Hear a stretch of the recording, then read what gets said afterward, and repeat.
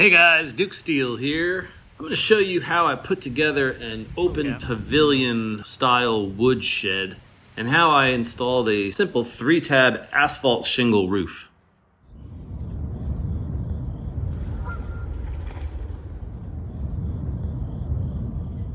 Now when I started this project, I actually hadn't intended on creating a video, so I only have photos of the actual construction of the framing of the pavilion. In any case, I used simple dimensional lumber from Home Depot, and you can see I laid out the 4x4s, the 2x4s, and the 2x6s, squared them up on the driveway.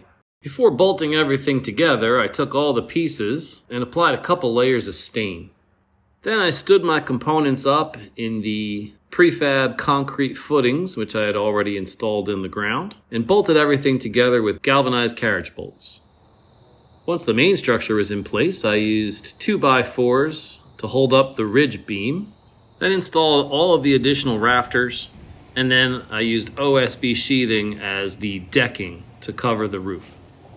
To begin installing the shingle roof, I laid out tar paper or roofing felt, starting at the lower edge of the roof and then layering that as I worked my way towards the ridge. I'm obviously not a professional roofer, so I got a couple wrinkles in my roofing felt, but nothing that's going to cause a problem. And then I began preparing for installing the asphalt shingles. So I kind of laid out my workspace, got out my tools, and began cutting the shingles so that I could first create my starter strips, which will be installed along the lower edge of the roof. So the starter strip is created easily by cutting off the 3 tabs of your first piece, and I find it easier to cut from the back side, by the way.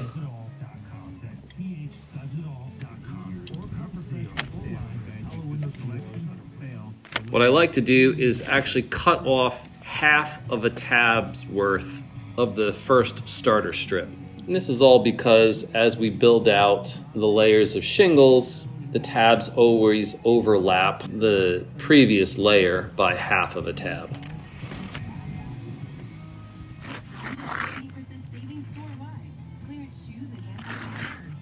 Pull off the backing to the tack strip, and then we can install that starter strip. And I use one of the cutoff tabs just to make sure that I'm placing my roofing nails in the proper locations. Then I continue to make the additional pieces of starter strip, and I'll install those all the way down to the edge of the roof. For the first row of shingles with tabs fully intact, I decided in this case to go with 2 tabs, so I cut off 1 tab's worth of the first row of full shingles. And you can see that I install that so that its bottom edge is right up to the bottom edge of the starter strip. Pay attention to where you're going to place the roofing nails. You want the subsequent row to land on top of your roofing nails. And you of course want the subsequent row to employ the tar strip below. So what should I be featuring on here? Try not to get too distracted when the beautiful ladies show up to your work site. Yep.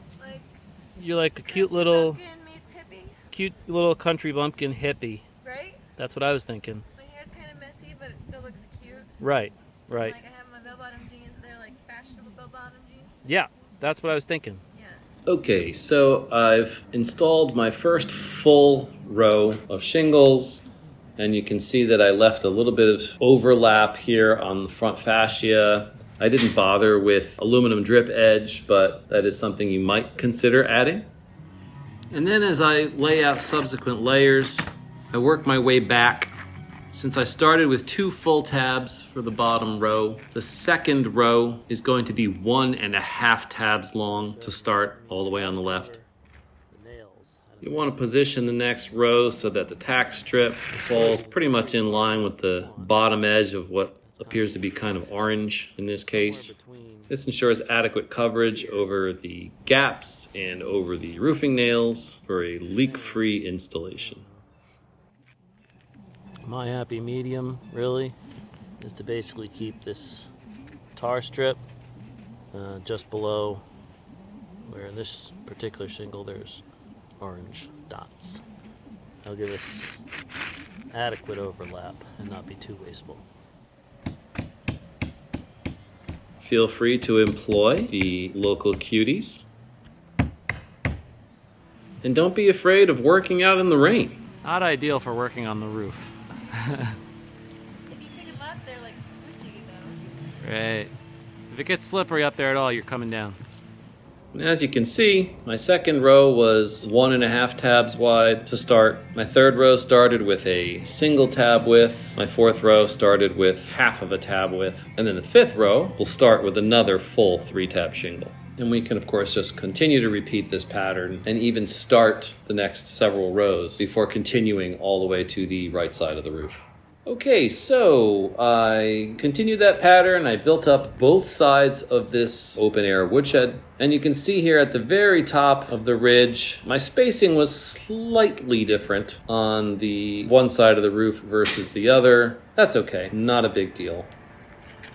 I'm going to apply the final row of shingles on both sides of the roof. And you can clearly see, because they wrap over the ridge, the nailing pattern may differ a little bit from the previous rows.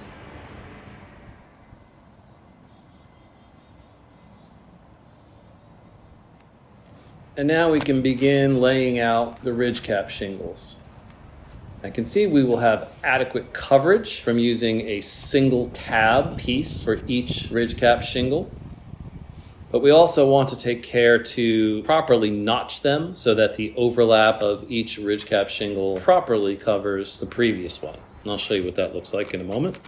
So as you lay these out, you'll see that we still have adequate coverage to the tar strip. We can drive our nails here. These ones are not entirely necessary. And then when we lay the next ridge cap shingle on top, because of the way we cut them, you can see that it will adequately seal. And then we continue all the way down the entire ridge.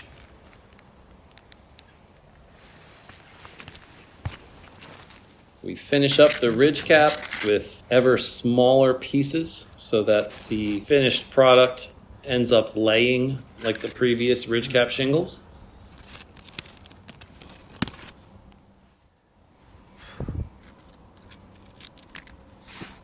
And then I like to seal up the exposed nail heads on that final piece.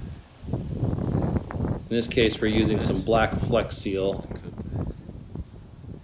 And I could have just sprayed it on the heads, but got a little carried away here.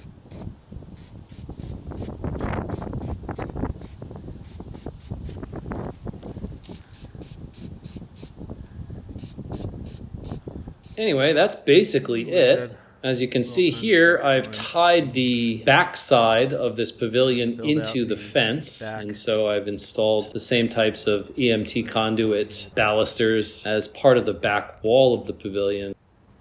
And finally, I test fit the fascia boards. That'll be fine. Test fit. And of course, once I'm happy with the way those are going to fit, I take them down to give them a couple coats of stain.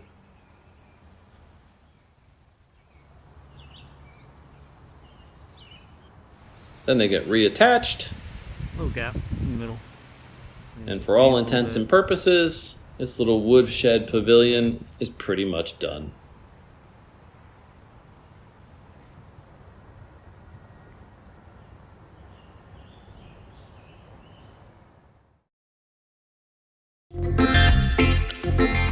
The ladder was up there, and it ended up down here, and I ended up right around there.